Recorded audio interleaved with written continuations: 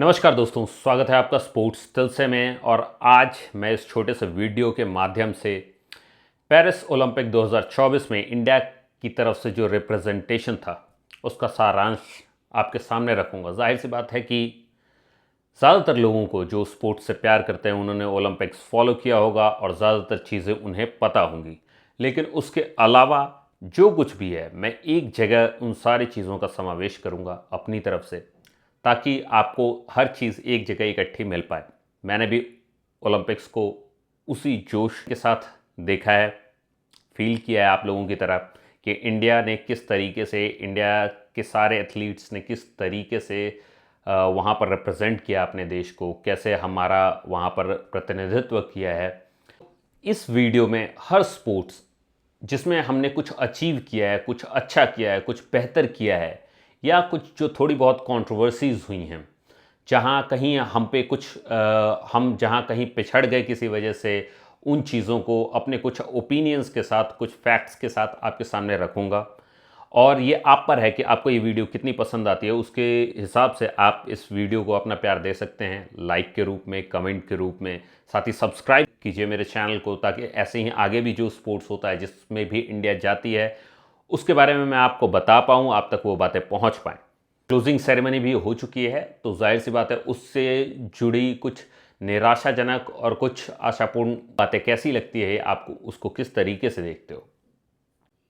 वैसे तो स्पोर्ट्स के हिसाब से ये महीना कुछ अच्छा नहीं रहा हमारे लिए, लेकिन कुछ इतनी अच्छी परफॉर्मेंसेस आई हैं ओलंपिक्स में कि उसकी वजह से देश का नाम ज़रूर ऊंचा हुआ है, और उसी के साथ कुछ अवांछित निराशा भी हाथ लगी है। तो हम इनके बारे में बात करने वाले हैं। तो सबसे पहले बात करते हैं शूटिंग की। शूटिंग में मनु भाकर ने air pistol 10 metre air pistol में इंडिया को 2 ब्रॉन्ज हासिल करने में मदद की। पहला उन्हें वेमेंस में मिला, वेमेंस 10 मीटर एयर पिस्टल में मिला ब्रॉन्ज मेडल। वैसे तो मनु जी ने इंडिया का रिप्रेजेंटेशन बहुत से गेम्स में किया, वर्ल्ड चैंपियनशिप में किया है, यूथ ओलंपिक्स में किया है, कॉमनवेल्थ गेम्स में किया है, एशियन गेम्स में किया है, लेकिन ये बहुत स्पेशल था जो पहला मेडल वो लेके आए। उसके साथ ही वो इंडिया की पहली शूटर बन गई हैं जिसने इंडिया को ओलंपिक्स में मेडल दिलाया है। तो मुबारक हो मनु जी को भी। और दूसरा उन्हें मिक्स्ड डबल्स में मिला सरबजोत जी के साथ 10 मीटर एयर पिस्टल में ब्रॉन्ज। तो ये 2 मेडल उनकी वजह से इंडिया के पास आए। मुबारक हो सरबजोत जी को भी। और नेक्स्ट ब्रॉन्ज मेडल जो इंडिया को आया वो था 50 मीटर एयर राइफल में, जो कि स्वप्निल कुशल ने दिलाया। तो मुबारक हो उन्हें भी, देख के बहुत अच्छा लगा। इसी के साथ इंडिया के पास हो गए थे 3 ब्रॉन्ज मेडल। इसके बाद अब हम बात करेंगे अपने नेशनल गेम हॉकी के बारे में। इंडिया जो कि हॉकी में कभी टॉप पे हुआ करता था, लेकिन अब वो युगों पुरानी बात लगती है। हॉकी की जगह कई नई खेलों ने हिंदुस्तानियों के दिलों में अपना घर बनाया, लेकिन कुछ खिलाड़ियों ने उस आग को जिंदा रखा, नेशनल गेम के प्रति अपने प्यार को जिंदा रखा। और हरमनप्रीत भाई जैसे कुछ लोग हैं जिन्होंने ये ठानी कि हॉकी को हम दोबारा उसी मुकाम पे ले जाएंगे। और इस बार के पेरिस ओलंपिक 2024 में वो चीज़ दिखी भी उनकी आंखों में, सिर्फ आंखों में नहीं उनके एक्शंस में भी दिखी। उसी का नतीजा है कि इस बार इंडिया पेरिस ओलंपिक 2024 में ब्रॉन्ज मेडल लेके आई है हॉकी में। और साथ ही कुछ एक्साइटिंग फैक्ट्स भी मैं इसके बारे में कहना चाहूँगा कि जो हर बार होता था उससे विपरीत इस बार 72 सालों का सूखा तोड़ते हुए पहली बार 72 सालों के बाद इंडिया ने ऑस्ट्रेलिया को हॉकी में हराया है। तो ये भी एक खुशखबरी है, और इसी से हमें पता चल रहा है कि हमारी टीम अब वो टीम नहीं रही जो इस बीच में थी। अब हम उससे अपना स्तर ऊंचा कर चुके हैं। अगर मैं इंडियन हॉकी की बात करूं तो मैंने वो मैच देखा था जिसमें ये ऑस्ट्रेलिया के साथ हम खेल रहे थे, और काफ़ी टक्कर का मैच था। मतलब देखने लायक मैच था। जिस तरीके से खेला गया ये मैच, अगर आप देखोगे तो आपको पता चलेगा कि किस जोश से ये गेम खेला जा रहा है। जब हम सेमीफाइनल में गए और जर्मनी से हमारा मुकाबला था, मैं आपको एक बात बताना चाहूँगा कि हमारे जोश में कहीं कोई कमी नहीं थी। जर्मनी एक वर्ल्ड चैंपियन की तरह खेल रही थी। अब जाहिर सी बात है उनके गेम में ये महसूस कर सकते थे कि जिस तरीके से वो अटैक कर रहे थे वो देखने लायक था कि हाँ, वो ये साबित करना चाहते थे कि वो वर्ल्ड चैंपियन हैं और उस तरीके से वो खेले भी। हमें भी ऐसी टीम्स से कुछ सीखना चाहिए और हम जिस तरीके से इस बार ब्रॉन्ज लेकर के आए हैं, अगर हम ऐसी टीम से कुछ सीखें तो जाहिर सी बात है आगे हम अगले ओलंपिक में गोल्ड भी लेके आएंगे जो लॉस एंजलिस में होने वाला है। टूर्नामेंट में जो हमारे गोलकीपर थे पिया श्रीजेश, सबसे ज़्यादा सेव 45 सेव्स उन्होंने ही किए हैं और ये इस ओलंपिक का टॉप स्कोर था जो किसी भी गोलकीपर ने सबसे ज़्यादा सेव किए हैं गोल्स। आप कह सकते हो कि बहुत बड़ा योगदान रहा है श्रीजेश का इस ब्रॉन्ज मेडल को पाने में, इंडिया के लिए हासिल करने में। और इसी के साथ उन्होंने काफ़ी लंबे समय तक इंडियन हॉकी की सेवा की है और इसी के साथ इस ब्रॉन्ज मेडल के साथ उन्होंने भी संन्यास ले लिया। साथ ही आपको बताना चाहूँगा कि हरमनप्रीत इस टूर्नामेंट के टॉप गोल स्कोरर थे पूरे 10 गोल के साथ। और जब भी अगर आप हॉकी देखने के लिए बैठे हो और वहाँ पर अगर हरमनप्रीत के हाथ में चला जाता है, पेनल्टी कॉर्नर अगर हमें मिलता है और हरमनप्रीत के पास जाती है बॉल, तो गोल आप निश्चित ही समझो लगभग। और उसी तरीके से कमेंटेटर्स का भी जो उसी तरीके का था, भी मैंने देखा कि बॉल हरमनप्रीत के पास है। तो आप कह सकते हो कि Indian hockey has travelled a long way, बहुत लंबी यात्रा तय की है इस मुकाम तक लाने में दोबारा से इंडियन हॉकी को। और मुझे पूरी उम्मीद है कि इन खिलाड़ियों के साथ हम और आगे जाएंगे। सृजेश जी को मैं धन्यवाद कहना चाहूँगा इंडियन स्पोर्ट्स के फैंस की तरफ से उनको, कि उन्होंने बहुत सेवा की इंडियन हॉकी की। अब बात करते हैं रेसलिंग की।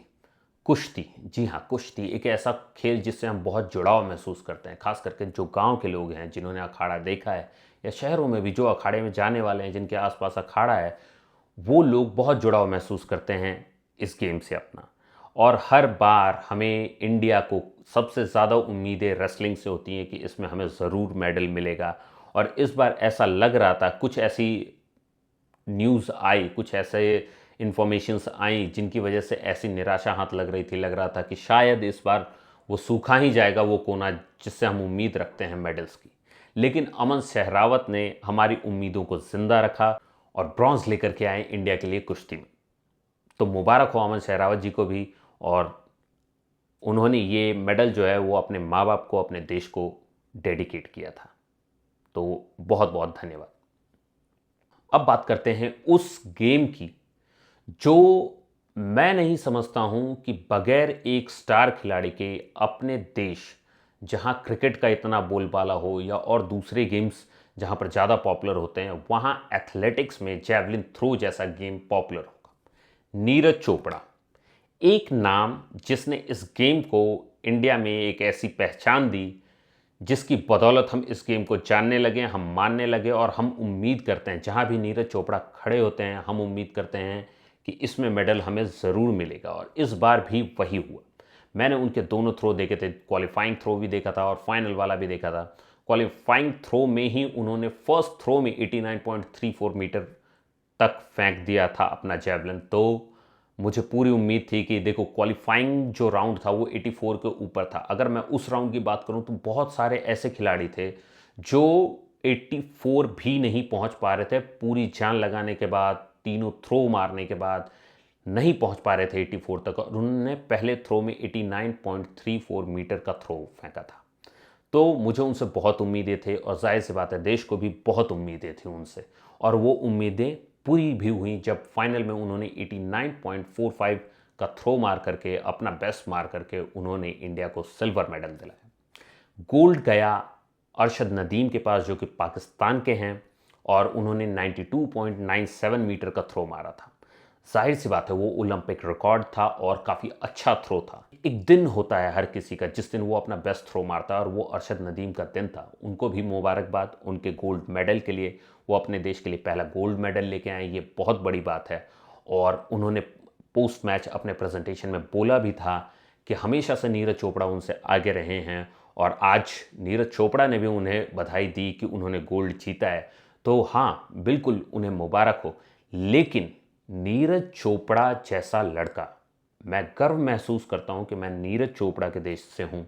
जब लड़का ही आपका खरा सोना हो तो फिर फ़र्क नहीं पड़ता है आप सिल्वर मेडल ला रहे हो, क्योंकि जिस तरीके की उनकी सोच है, जिस तरीके से वो इंडिया को रिप्रेजेंट करते हैं वर्ल्ड के स्टेज पे हर चीज़ के मामले में, चाहे वो स्पोर्ट्स हो, चाहे उनका स्पोर्ट्स हो, चाहे उनकी आदतें हों या उनका बिहेवियर हो, हर तरीके से वो एक लेजेंड होने लायक हैं और इसीलिए वो हमारे लेजेंड हैं। उन्होंने इंडिया को बहुत गोल्ड मेडल दिलाए हैं। ये सिल्वर भी हमारे लिए किसी गोल्ड से कम नहीं है। जब आपको ये पता चलता है कि वो ऑलरेडी एक इंजरी से जूझ रहे थे, आपको जब ये पता चलता है तो रेस्पेक्ट और बढ़ जाती है कि हाँ, अगर इंजरी थी भी तो भी उन्होंने अपने देश के लिए ये अपना कर्तव्य समझा कि मुझे यहाँ रिप्रेजेंट करना है और बाकी सारी ट्रीटमेंट बाद में हो सकती है। तो मैं बहुत बहुत बधाई देना चाहूँगा उनको सिल्वर मेडल के लिए, और मैं उनके चेहरे पे वो निराशा देख सकता था कि वो अपने देश के लिए इस बार गोल्ड नहीं ला पाए। और लेकिन जिस कंडीशन में आप खेल रहे थे, मैं कहूँगा हमारे लिए सिल्वर मेडल भी बहुत है, गोल्ड बहुत आएंगे, हमें आपकी ज़रूरत पहले है। मगर इतना ही नहीं, हमारे पास टोटल आए 6 मेडल, 5 ब्रॉन्ज और 1 सिल्वर। इस बार भी टॉप स्कोरर हमारे नीरज चोपड़ा जी ही रहे हैं। लेकिन इतना ही नहीं, इसके अलावा भी कई परफॉर्मेंसेस ऐसी थी जो बिल्कुल ब्रॉन्ज या सिल्वर मेडल लाते लाते रह गए। उनका नाम लेना भी बहुत ज़रूरी है, क्योंकि जिस तरीके का डेलीगेशन हमने भेजा था 117 एथलीट्स का, हमें बहुत उम्मीदें थी कि इस बार कई मेडल आएंगे। उम्मीद उस हिसाब से ही लगाई जाती है कि हमने इतना बड़ा डेलीगेशन भेजा है और सारे क्वालिफाई करने वाले हैं प्लेयर्स हैं, तो जाहिर सी बात है हमें उम्मीद थी कि बहुत सारे मेडल आएंगे और आने भी चाहिए थे। कुछ अनफॉर्चुनेट रहे, कुछ रूल्स के मारे थे, तो कई जगह हम इस तरीके से फंस गए कि बस स्ट्रैटेजीज में आप कह सकते हो कि हम फंस गए। तो इस तरीके की भी कई परफॉर्मेंसेस थी, तो उनका नाम लेना भी बहुत ज़रूरी है। तो उनमें सबसे पहला नाम जो मुझे याद आता है वो है मीराबाई चानू। उनके पास 3 चांसेस थे वेट लिफ्ट करने के, और जो थर्ड चांस था उसमें उन्होंने अपना बेस्ट दिया और उन्होंने 111 का लिफ्ट किया। लेकिन आगे 127 भी उठाने वाले हैं लोग, 125 उठाने वाले हैं, ऐसा नहीं पता था। अगर पता होता तो शायद वो अपना अब वहाँ पर जा करके 125 और 127 पहले ट्राई करती, लेकिन बढ़ते बढ़ते ये वेट वहाँ तक चला जाता है। अगर आप टूर्नामेंट फॉलो कर रहे हो तो आपको पता चल रहा होगा कि कैसे एक के बाद एक लोग बढ़ते जाते हैं और वो कैसे अपना फर्स्ट, जिसका नेक्स्ट चांस आता है, वो अपने फर्स्ट अटेम्प्ट में ही जो बेस्ट चल रहा होता है उससे ऊपर जाने की कोशिश करता है। तो हम कह सकते हैं कि मीराबाई चानू जी उसका शिकार रहीं, लेकिन वो जिस तरीके से फोर्थ पे भी आई हैं तो हमें गर्व है इस बात का, क्योंकि उन्होंने अपना बेस्ट एफर्ट दिया। जब तक उन्होंने उठाया था तब तक वो मेडल के लिए क्वालिफाई कर रही थी। बाद में किसी और ने अच्छा परफॉर्म किया, जाहिर सी बात है उसे मेडल मिला, लेकिन हमारे लिए बहुत बड़ी बात है कि उन्होंने जिस तरीके से रिप्रेजेंट किया है इंडिया को वहाँ पे। उसके बाद आती हैं मनिका बत्रा और सृजा अकुला। ये लोग पहली बार टेबल टेनिस के मामले में इंडिया को राउंड ऑफ 16 तक लेके गए हैं। बहुत बड़ी बात है, जाहिर सी बात है। एक बहुत अच्छी कहावत याद आती है मुझे इस बारे में, क्योंकि कई लोग सोचते हैं कि क्वार्टर फाइनल, सेमीफाइनल, फाइनल ये बहुत बड़ी बात है, और जाहिर सी बात है ये है भी। लेकिन उसके बावजूद मैं कहूँगा एक इंडिया जैसा देश जिसका रिप्रेजेंटेशन ऐसा इतना टफ है, ऐसे गेम्स में जहाँ ऑलरेडी चाइना, यूएसए ये लोग बहुत पहले से जमे हुए हैं, वहाँ पर इंडिया को रिप्रेजेंट करना और वहाँ तक ले जाना, राउंड ऑफ 16 तक ले जाना बहुत बड़ी बात है। तो जो कहावत मुझे याद आती है, Rome was not built in one day, तो ठीक वैसे ही इंडिया को भी राउंड ऑफ 16 तक अगर ये लेके गई हैं तो इनसे हम ज़रूर उम्मीद लगा के रख सकते हैं कि आगे यही हमें गोल्ड मेडल भी दिलाएंगे, सिल्वर भी दिलाएंगे, ब्रॉन्ज भी दिलाएंगे। मेडल्स इन्हीं के भरोसे आने वाला है और इनकी वजह से हम वो उम्मीद रख सकते हैं कि आगे जाकर के हमें ब्रॉन्ज, सिल्वर या गोल्ड मेडल मिले इसके। साथ ही लक्ष्य सेन बैडमिंटन में इंडिया को पहली बार ओलंपिक्स में सेमीफाइनल तक लेके गए। लक्ष्य सेन के बारे में एक बात मैं बोलूँगा कि देखो, जो अभी मैंने कुछ देर पहले कहा था कि किसी किसी दिन वो दिन आपका नहीं होता है, तो सेमीफाइनल तक ले जाने के बाद मैं कहूँगा कि वो दिन उनका नहीं था। नहीं तो गेम अगर आप उनका देखोगे तो आपको भी वो प्रॉमिसिंग लगेंगे, आपको भी उनसे उम्मीद रहेगी कि शायद नेक्स्ट टाइम वो गोल्ड ही लेकर के आए, सिल्वर पे भी सेटल ना करें वो। तो बिल्कुल हमें उनसे ये उम्मीद लगाए रखनी चाहिए। उसके बाद बारी आती है अविनाश साबले की। बहुत ही अमेजिंग एथलीट, इंडिया को उन्होंने 3000 मीटर स्टीपल चेस रेस में रिप्रेजेंट किया। हमें उनसे पूरी उम्मीद थी, हमें बिल्कुल उम्मीद थी उनसे कि कोई मेडल आएगा। बट अगर आप उस दौड़ को देखोगे, उस दौड़ की जो लेंथ है, थ्रू आउट द लेंथ उसमें बने रहना भी बहुत बड़ी बात थी। ये एक आम इंसान के बस की बात नहीं है। तो वहां तक फाइनल तक ले जाने वाले वो पहले व्यक्ति हैं 3000 मीटर के स्टेपल चेज में। तो हमें इसके लिए उन्हें कॉन्ग्रेचुलेट करना चाहिए और साथ ही ये उम्मीद लगा के रखनी चाहिए कि आज अगर हम फाइनल तक पहुंचे हैं तो नेक्स्ट टाइम हम फाइनल जीतेंगे भी, और बिल्कुल जीतेंगे। ऑलमोस्ट हम लोग एंड में पहुंच गए हैं इस वीडियो के, जहां मैं बात करूंगा विनेश फोगाट की। विनेश फोगाट जी जो हैं वो इंडिया के लिए प्राइड है। मैं सिर्फ इसलिए नहीं कह रहा हूं क्योंकि उन्होंने ओलंपिक में इंडिया को रिप्रेजेंट किया। इसका रीज़न है कि जिस तरीके से वो उन्होंने रेसलिंग में पार्टिसिपेट किया और जिस तरीके की फाइट दी है।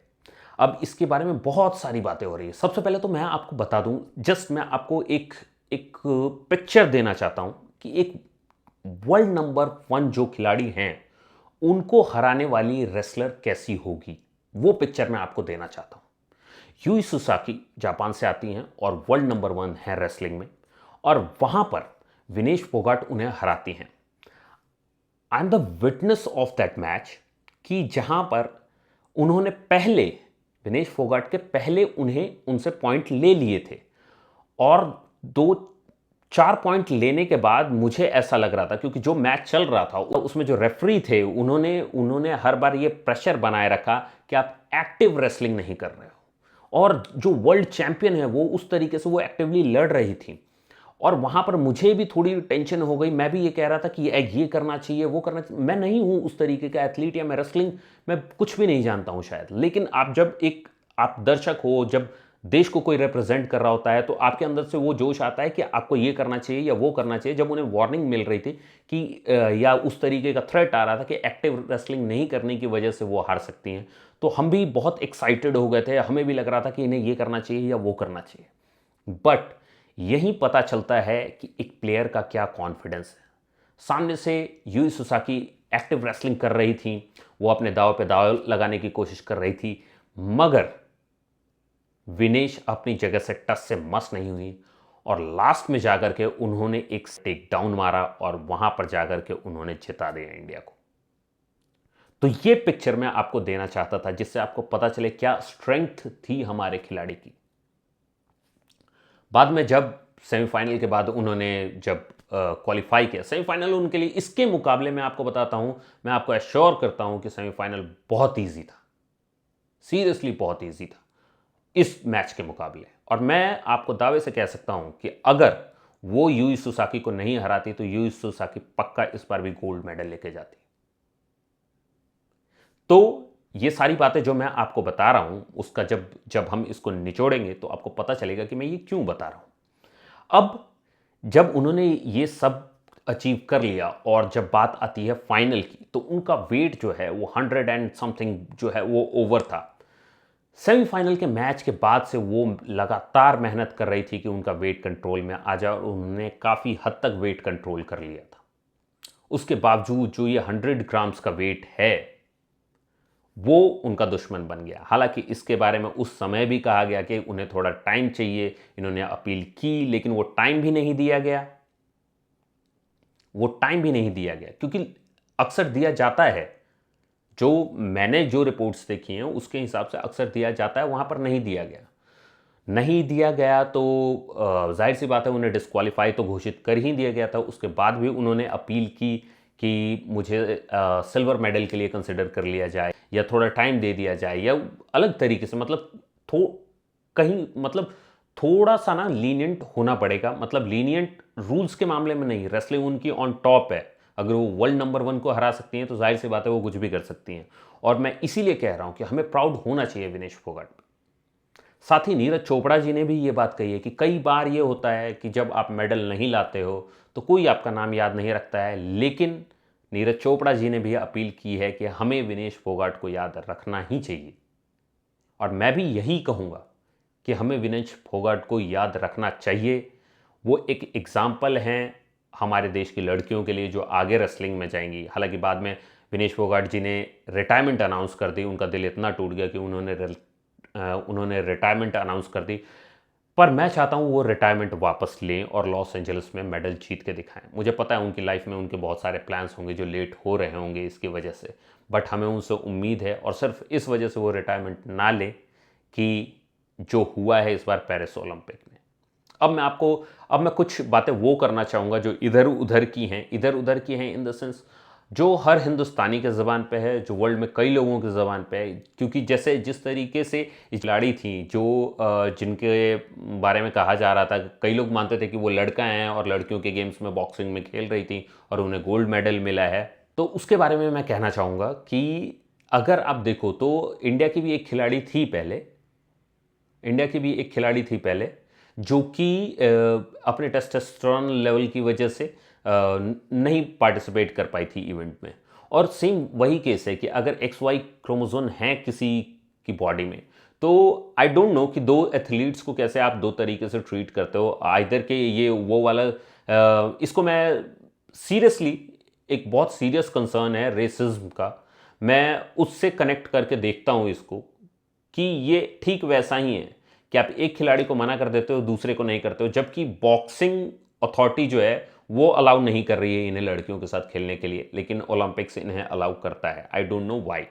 मैं कहता हूं कि देखो, मैं रेस्पेक्ट करता हूं सभी की, ईमान की भी मैं रेस्पेक्ट करता हूं, और बिल्कुल अगर वो खेलते हैं तो बिल्कुल उन्हें खेलना चाहिए, लेकिन उन्हें इन लोगों के लिए एक अलग कैटेगरी होनी चाहिए।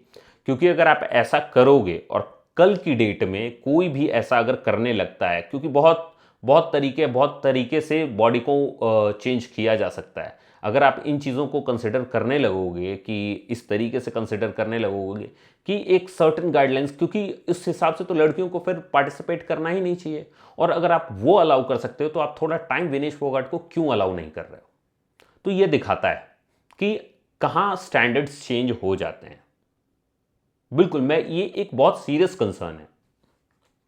अब इसी के साथ मैं बात करूंगा क्लोजिंग सेरेमनी की भी। क्लोजिंग सेरेमनी मैंने पूरी देखी, करीब 3 घंटे की थी, और पूरी 3 घंटे की क्लोजिंग सेरेमनी में बहुत सारे देश दिखाए गए हैं, but I could not spot Indian flag.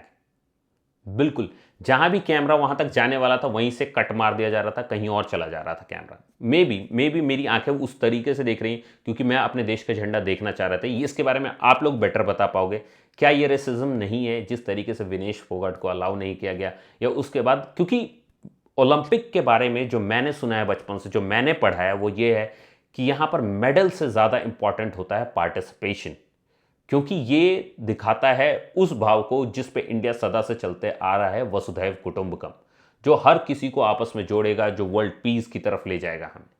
लेकिन अगर यहाँ इस तरीके की चीज़ें होंगी, क्योंकि उन्हें पता है कि विनेश फोगाट हमें मेडल दिला सकती थी, अगर वो आपको आधे घंटे का टाइम और दे देंगे और आप अगर 100 ग्राम वजन कम कर लोगे, तो जाहिर सी बात है कि ऐसी कंट्री दिख रही होगी वहां पर जहां जो कि जिसको कि यहीं पे रोका जा सकता है, तो वो टाइम वो क्यों अलाउ करेंगे? बाकी सबको तो अलाउ किया जा सकता है, लेकिन इंडिया को नहीं। तो बहुत दिल टूटा मेरा इस बात से, और साथ ही जो क्लोजिंग सेरेमनी में जिस तरीके से इन्होंने दिखाया है, उसको देख करके भी बहुत बुरा लगा कि मतलब और बुरा सिर्फ इंडिया के लिए नहीं, मुझे पाकिस्तान का भी फ्लैग नहीं दिखा। मैं ये नहीं कह रहा हूं कि मुझे पाकिस्तान से बहुत प्यार है, बट अगर आप वर्ल्ड पीस की बात करते हो तो आपको सबको साथ लेके चलना पड़ेगा। अच्छी बात यह है कि अफगानिस्तान का फ्लैग दिखा मुझे वहां पे, वो एक अच्छी बात थी कि वहां पर अफगानिस्तान का फ्लैग एटलीस्ट दिखा। लेकिन इंडिया और पाकिस्तान ऐसी कंट्रीज नहीं है जिन्हें आप इग्नोर करोगे। आई एग्री, बहुत से लोगों ने बहुत ज़्यादा, अगर यही आपके अगर पैरामीटर्स ये हैं कि जो ज़्यादा मेडल लेके आएगा हम उसको दिखाएंगे, तो भी समझ में आता है। बट आई डोंट थिंक कि जहाँ जितने सारी कंट्रीज़ को प्रॉपर कवरेज मिली है, उन सभी कंट्रीज़ ने इतने मेडल्स जीते हैं जितने हम लोगों ने जीते हैं। तो मुझे नहीं लगता है ऐसा। लेकिन उसके बावजूद अगर यही आपके पैरामीटर्स हैं, तो आप बता दो कि आप मेडल जब तक नहीं जीतोगे आपको कवरेज नहीं मिलेगा, तो पार्टिसिपेशन भी उसी तरीके का होगा। मैं ये कहता हूं कि अगर आप ओलंपिक्स को इस तरीके से देखते हो जहां पर सारे देश आपस में मिल पाएं, एक दूसरे के साथ भाईचारा बढ़ा पाएं, तो आपको ये सोचना होगा, और ये एक सीरियस कंसर्न है कि आपको ये सोचना होगा कि आखिर आप क्या कर रहे हो। वो बायसनेस आपके अंदर इतनी तो नहीं भर गई है कि आप एक इतने बड़े इवेंट में भी उसे डिस्प्ले होने दे रहे हो, वो भी मल्टीपल जगह, सिर्फ एक जगह नहीं, बहुत जगह आप उसे डिस्प्ले होने दे रहे हो। खैर, हो सकता है कि ये सिर्फ मुझे लग रहा हो और बिल्कुल मैं गलत भी हो सकता हूं। अगर आप में से किसी को लगता है कि जो इन्होंने क्लोजिंग सेरेमनी की है उसमें आप इंडिया का फ्लैग स्पॉट कर पा रहे थे, तो आप मुझे टाइम ड्यूरेशन बता दो, आपने इंडिया के फ्लैग को कितनी देर के लिए स्क्रीन पे देखा है। फेयर एनफ, आप मुझे भी गलत साबित कर सकते हो, तो वो चीज़ आप मुझे कमेंट में बता सकते हो। इसी के साथ ओलंपिक्स में जितना मैं आपको बता सकता था वो यही था। अगर आपको लगता है कि मैंने कुछ मिस कर दिया है तो आप मुझे कमेंट में बताएं, ज़रूर मैं पूरी कोशिश करूंगा उनको भी उनका ड्यू रिस्पेक्ट देने की। और साथ ही मैं कहूँगा कि जिसने भी पूरे 117 खिलाड़ी जिन्होंने भी इंडिया को रिप्रेजेंट किया है ओलंपिक्स में, उनको थैंक यू। और वो फ्यूचर रखेंगे, जैसे कहते हैं ना कि इंडिया के बच्चे इंडिया का फ्यूचर हैं या बच्चे ही फ्यूचर होते हैं, तो यही वो गुरु बनेंगे आगे चल करके जो हमारे फ्यूचर को संवारेंगे स्पोर्ट्स में। तो बिल्कुल मैं आप लोगों से बिल्कुल ये उम्मीद रखे हुए हूँ कि आगे स्पोर्ट्स में आप लोग हमारा हाथ पकड़ के, हमारे बच्चों का हाथ पकड़ करके हमें उस मुकाम पे ले जाओगे जहाँ इंडिया की गोद मेडल से भर जाएगी, जब आपके सिखाए हुए बच्चे वर्ल्ड स्टेज पे जाकर के ओलंपिक्स में पार्टिसिपेट करेंगे। खैर, अब नेक्स्ट ओलंपिक होगा लॉस एंजलिस में 2028 में, तो देखते हैं वहाँ पर ज़रूर हम इससे बेहतर प्रदर्शन करेंगे, इससे ज़्यादा मेडल्स आएंगे और हो सकता है ज़्यादातर गोल्ड आए। जो यहाँ पर रनर अप रह गए, जो नहीं ला पाए कोई मेडल, वो भी वहाँ मेडल लाएंगे। जो मेडल लाए हैं वो उस प्रदर्शन को बेहतर करेंगे। जो सिल्वर है वो गोल्ड बनेगा, जो ब्रॉन्ज है वो सिल्वर और गोल्ड बनेगा। तो मुझे पूरी उम्मीद है। साथ ही जाते जाते आप लोगों से एक अपील है कि ये एक नया चैनल है, इसे आप सब्सक्राइब ज़रूर करें। मैं पूरी कोशिश करूँगा कि पूरी ईमानदारी से इंडिया का जो भी पक्ष है वो इस चैनल पे स्पोर्ट्स के लिए रखूँ और आप लोगों से मिलता रहूँ समय समय पे। साथ ही और भी जो भी स्पोर्ट्स होंगे उनके भी अपडेट्स आपको मिलते रहेंगे। अभी के लिए मैं चलता हूँ। धन्यवाद। जय हिंद।